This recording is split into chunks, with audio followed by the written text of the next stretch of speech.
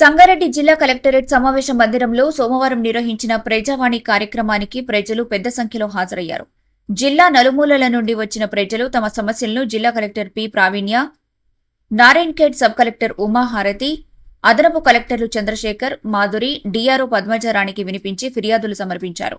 Revenue 16, పౌర సరఫరాల శాఖ 3, డిఆర్డీఓ 4 మరియు ఇతర శాఖలకు 21, మొత్తం 44 ఫిర్యాదులు అందాయని కలెక్టర్ తెలిపారు. ప్రతి ఫిర్యాదును ప్రాధాన్యతతో పరిశీలించి వెంటనే పరిష్కరించాలని సంబంధిత అధికారులను కలెక్టర్ ఆదేశించారు. ప్రజలకు అండగా నిలబడటం ప్రజావాణి ఉద్దేశమని, సమస్యల పరిష్కారం కోసం గడువులు నిర్దేశించామని ఆమె వెల్లడించారు.